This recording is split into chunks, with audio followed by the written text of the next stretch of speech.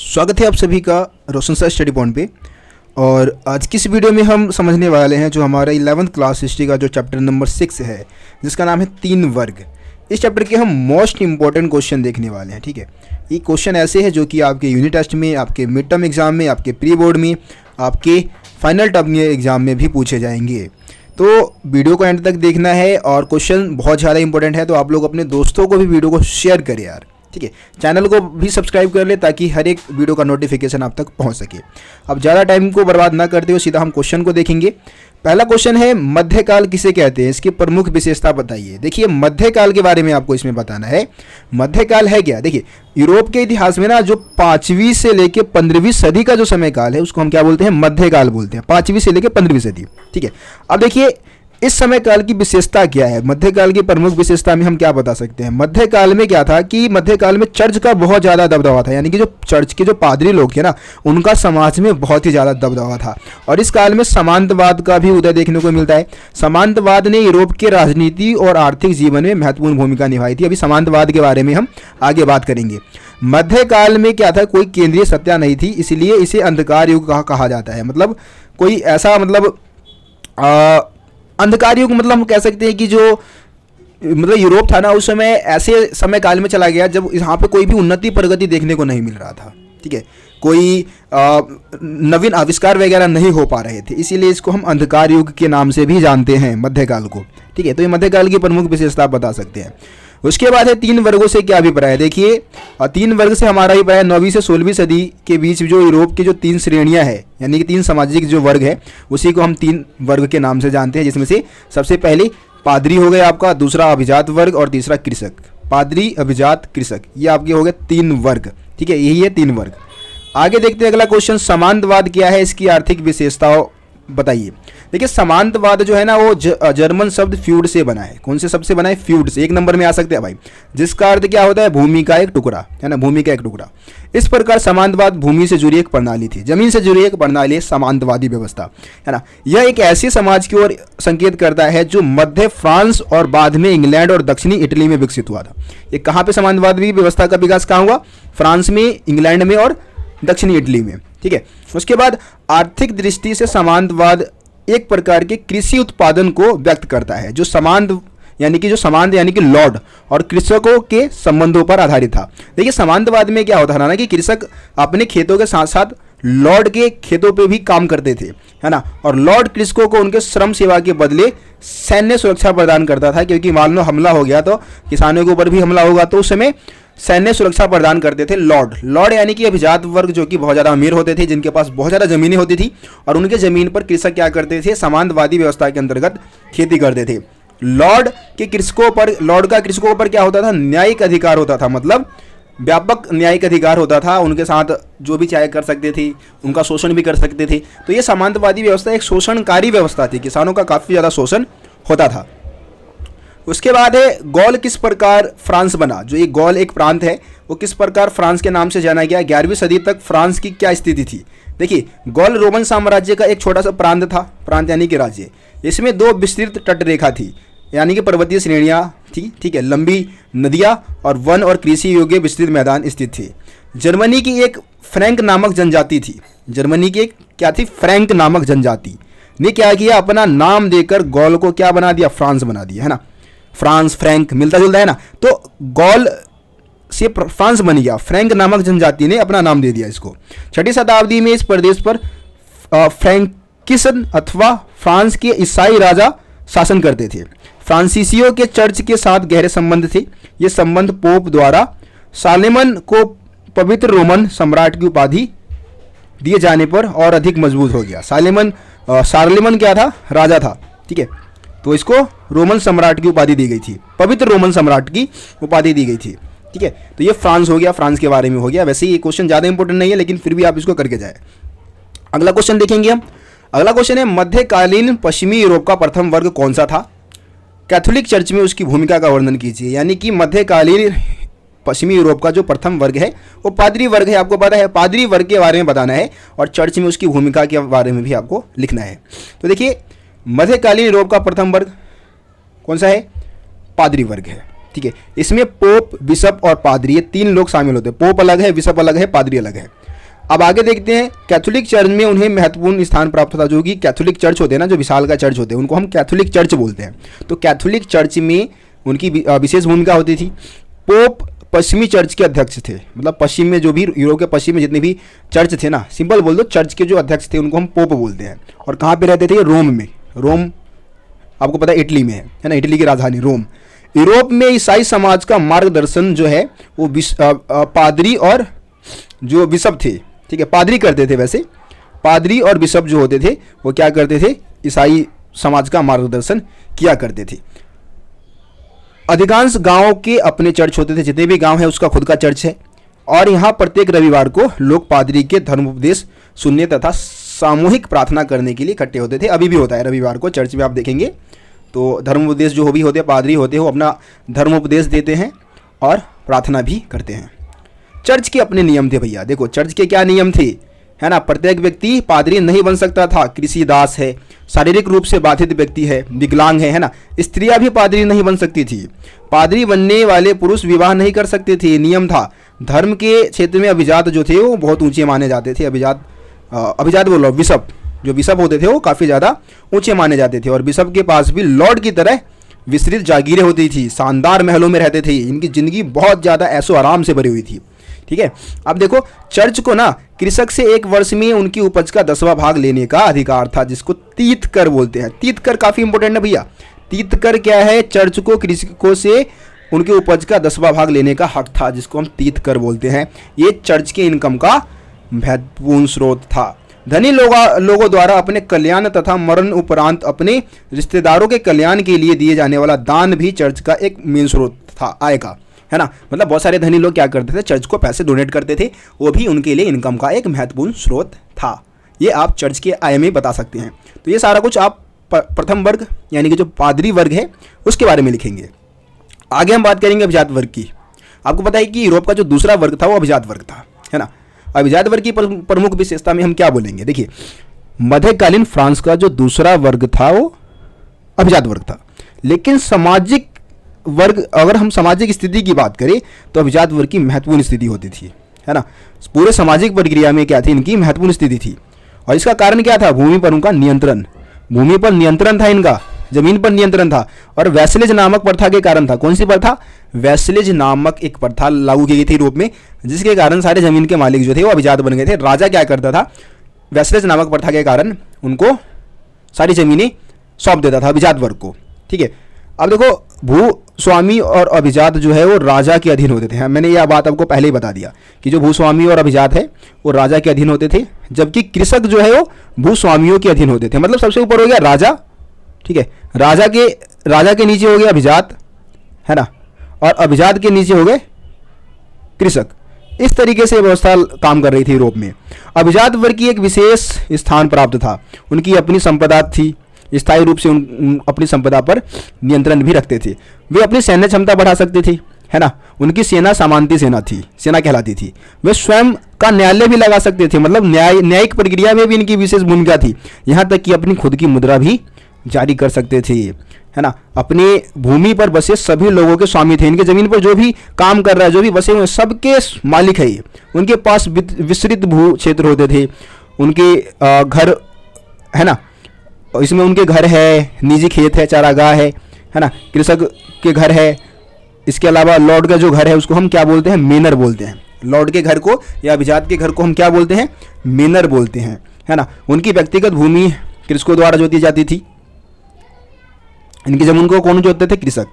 इन कृषकों को अपने खेतों पर काम करने के साथ साथ आवश्यक पड़ने पर युद्ध के समय पैदल सैनिकों के रूप में भी कार्य लिया जाता था। तो ये अभिजात वर्ग के बारे में सारी चीज़ें लिखेंगे। वैसे एक नंबर का और भी चीज़ें इसमें से पूछा जा सकता है।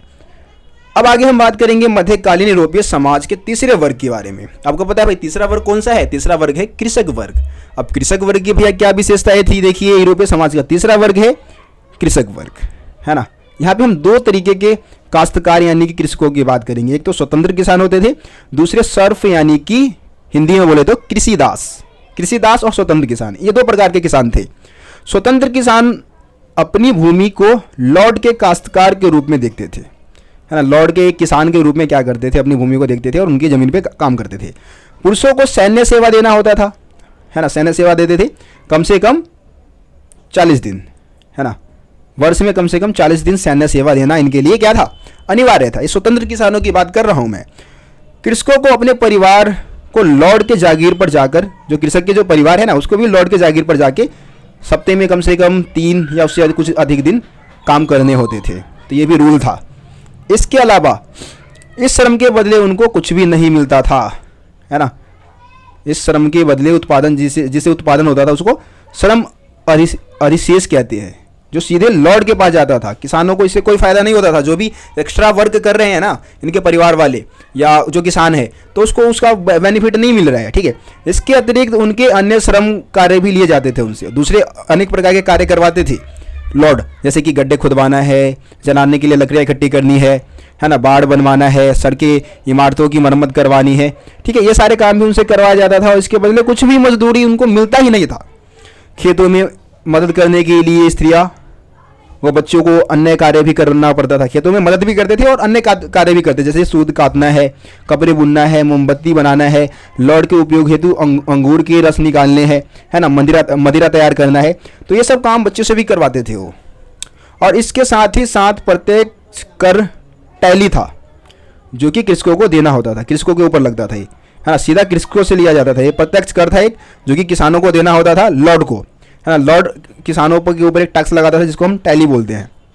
आई थिंक ये राजा लेता था, ठीक है, राजा लेता था ये सीधा किससे, किसानों से, जो कि प्रत्यक्ष कर है। और इसमें राजा ने क्या किया था, पादरी और अभिजात वर्ग को स्वतंत्र रखा था, ठीक है। तो राजा लगाता था ये जो टैली कर है वो कौन लगाता था, राजा लगाता था। किस पे, अभिजात और मतलब किसानों पे लगाता था। अभिजात और जो पादरी है वो इससे मुक्त थे, इनके ऊपर नहीं लगता था ये कर। अब कृषि दासों की हम बात करते हैं तो कृषि दास अपने गुजारे के लिए जिस भूखंड पर कृषि करते थे वो लॉर्ड के स्वामित्व में थे, मतलब सारी ज़मीन के मालिक लॉर्ड होते थे, उनकी ज़मीन पर ही खेती करते थे। लेकिन स्वतंत्र किसानों के पास खुद की ज़मीन होती थी, है ना, इसलिए उनकी अधिकतर उपज भी लॉर्ड को ही मिल जाता था। उनके भूखंड पर कृषि करते थे जो कि लॉर्ड के स्वामित्व में थे। इसके लिए उन्हें कोई मजदूरी नहीं मिलती थी, मतलब खेती करने के लिए उनको कोई मजदूरी नहीं मिलती थी। वे लॉर्ड की आज्ञा के बिना जागीर नहीं छोड़ सकते थे, जागीर छोड़ के नहीं जा सकते थे, है ना। लॉर्ड कई तरह के एकाधिकार का दावा करते थे, हालांकि इससे कृषि दासों को हानि होती थी, ठीक है, मतलब बहुत सारा टॉर्चर भी करते थे या फिर उनके ऊपर अधिकार जताते थे, ठीक है।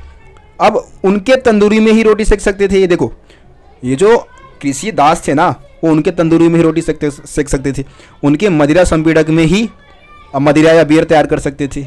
लॉर्ड को यह भी तय करने का अधिकार था कि कृषि दास को किससे विवाह करना है और किससे नहीं, और या तो कृषि दास के पसंद को ही वो आशीर्वाद दे सकता था, लेकिन उसके लिए वो शुल्क भी लेता था। मतलब मान लो किसी दास को कोई लड़की पसंद आ गई है, उसे शादी करना चाहता है, तो उसको टैक्स देना पड़ेगा, कुछ शुल्क देना पड़ेगा, किसको, लॉर्ड को, जब भी जाके ऐसा वो कर सकता था, ठीक है। तो ये तीसरे वर्ग के बारे में हो गया भैया। अब आगे बढ़ते हैं। अब हम बात करेंगे मेनर की जागीर के बारे में और इसकी प्रमुख विशेषता के बारे में। भैया मेनर की जागीर वाला जो क्वेश्चन है ना वो भी इंपॉर्टेंट है, जो भी क्वेश्चन बता रहा हूँ काफ़ी ज़्यादा इंपॉर्टेंट है। और मेनर की जागीर क्या है, मध्यकालीन लॉर्ड का अपना मेनर भवन होता था, जहाँ पे लॉर्ड रहते थे ना उसको हम क्या बोलते हैं, मेनर बोलते हैं, है ना। और मेनर जो है वो कई गाँवों में फैला हुआ था, है ना, ठीक है। किसी छोटे मेनर की जागीर की बात करें तो दर्जन भर परिवार रह सकते थे, मतलब दर्जन भर परिवार छोटे मेनर में रह सकते थे। बड़े जागीर की बात करें, बड़े मेनर की बात करें तो 50 से 60 परिवार रह सकते थे बड़े मेनर में, ठीक है।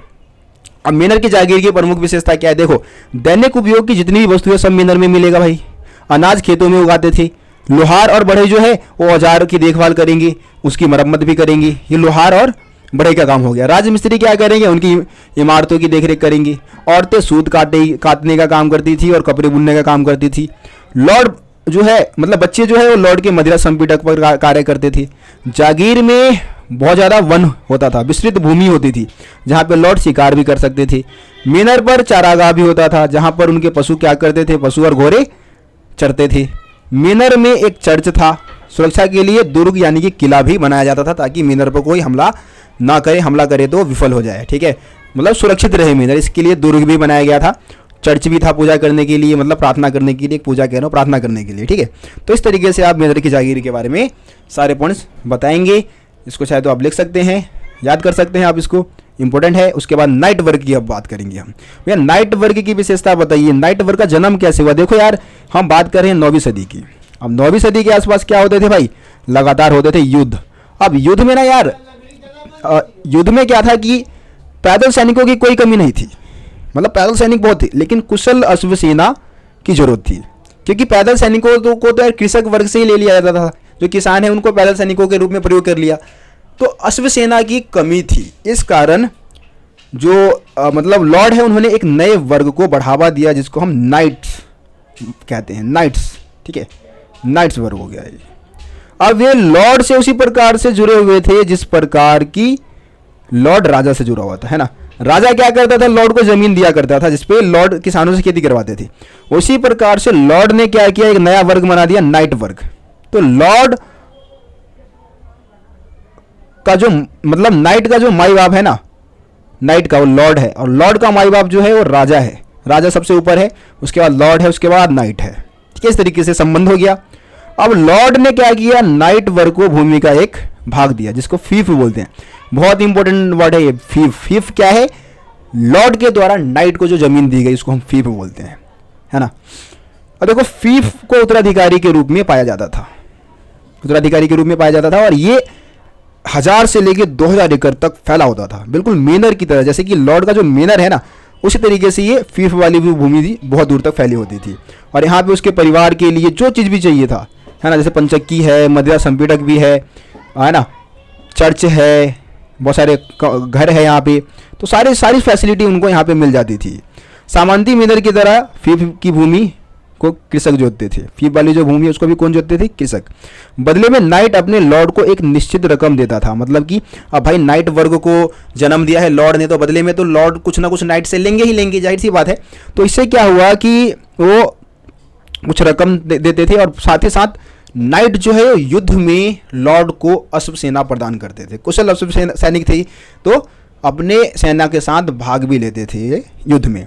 अपने सैन्य योग्यता की बनाए रखने के लिए ये प्रतिदिन अभ्यास करते थे, घेराबंदी करते थे, पुतलों के साथ रण कौशल बढ़ाने की कोशिश करते थे, तीरंदाजी का जो भी प्रैक्टिस होता था वो करते थे, है ना। नाइट अपनी सेवा अन्य लॉर्ड को भी दे सकते थे। मान लो कि मैं एक नाइट हूँ, नाइट वर्ग हो, है ना, तो मैं अपने लॉर्ड के अलावा किसी दूसरे लॉर्ड को भी सेवा दे सकता था, लेकिन मेरी जो प्रथम वफादारी होगी ना वो अपने लॉर्ड के प्रति ही होगी, ठीक है। तो इस तरीके से आप इसको बता सकते हैं।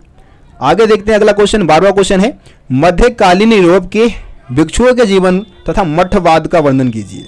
अब भाई यहाँ पे भिक्षुओं के बारे में बताना है। भिक्षु उन्हें कहते हैं जो कि भिक्षा मांग के काम चलाते हैं, एकांत में जीवन बिताते हैं, जो नगर है शहर है उनसे दूर एकांत में रहते हैं, उनको हम भिक्षु बोलते हैं।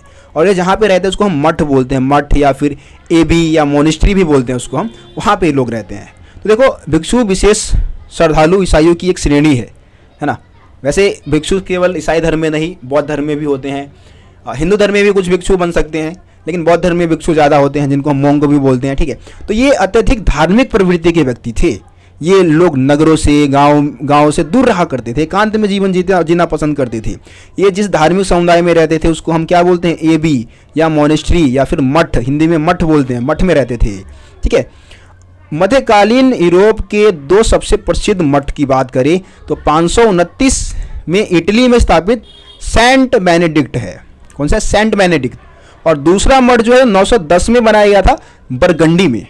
कब बनाया गया था, बरगंडी में 910 में, ठीक है। तो ये 2 मठ का नाम याद रखें। बरगंडी में बनाया गया था, उस मठ का नाम क्या था, क्लूनी। जो बरगंडी में बनाया गया था वो क्लूनी, और इटली में जो बना था वो सेंट बेनेडिक्ट है, ठीक है। ये 2 मठ के नाम आप जरूर याद रखिए, इंपॉर्टेंट है भाई ये दोनों मठ, बेनेडिक्ट और क्लूनी। बेनेडिक्ट जो है सेंट बेनेडिक्ट इटली में था, 929 में 929 बोल रहा हूँ, 529 में बनाया गया था, और ये 910 में बनाया गया था बरगंडी में, जिसका नाम है क्लूनी, ठीक है। ये हो गया।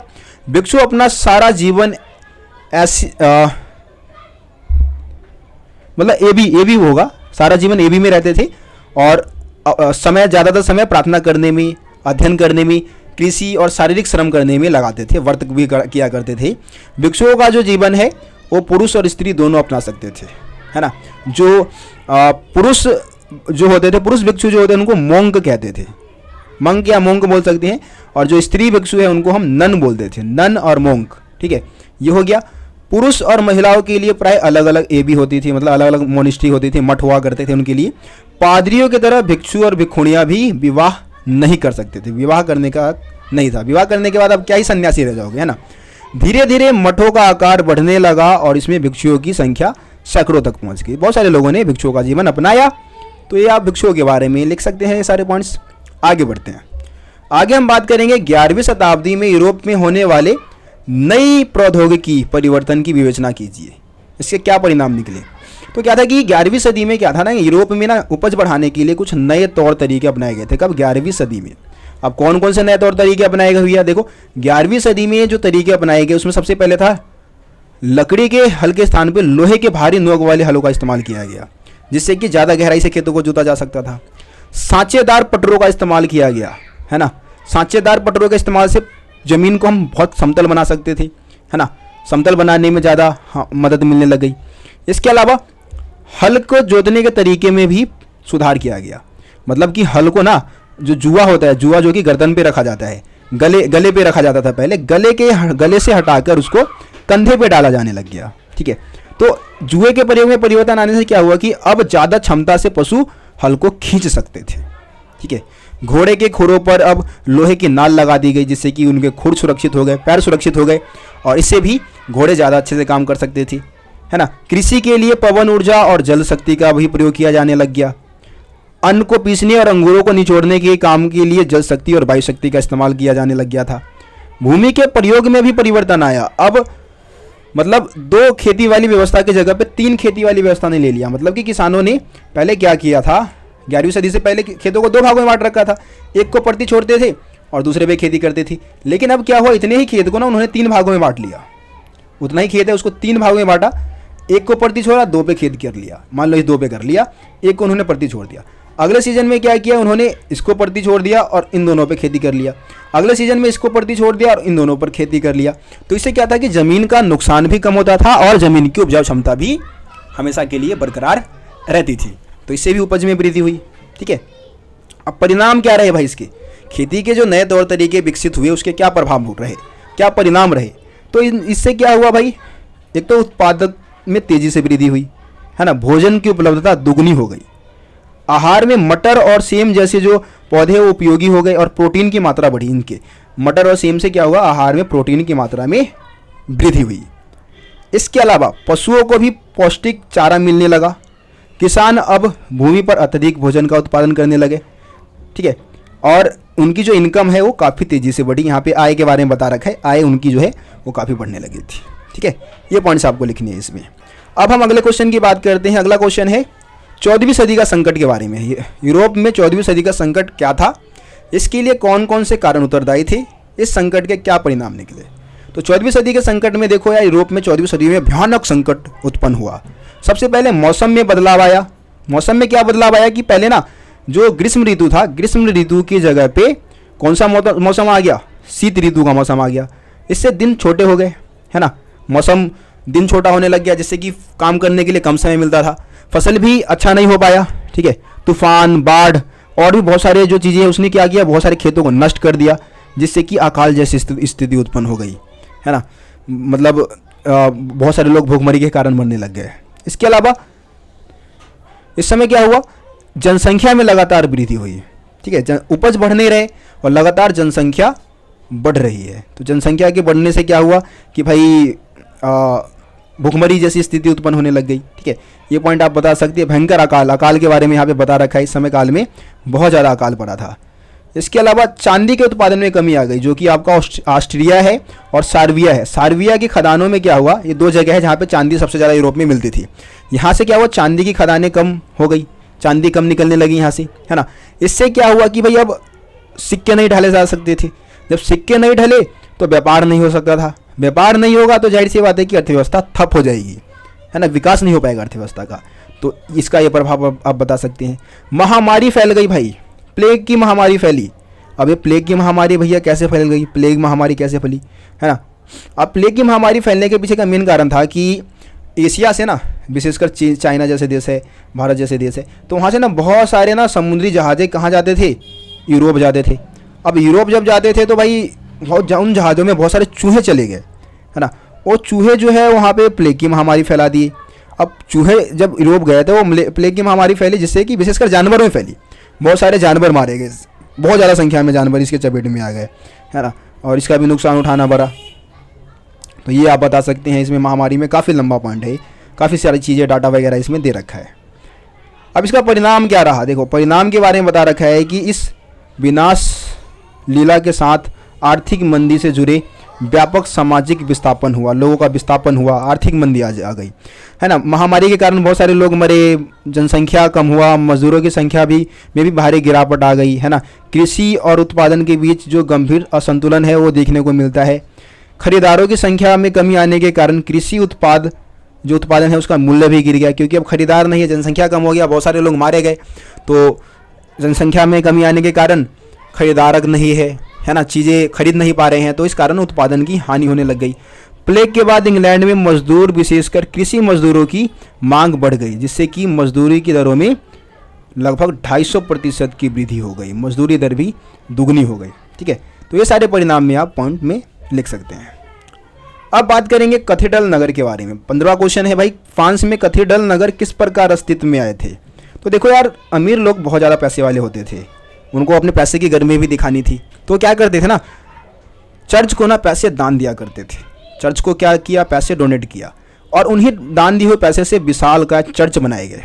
क्या बनाए गए, फ्रांस में चर्च का निर्माण होने लग गया, बहुत विशाल का चर्च, उसी को हमने कैथेड्रल कहा। कैथेड्रल एक चर्च का नाम है, चर्च बोलते हैं कैथेड्रल चर्च, जो कि विशाल का चर्च होते हैं।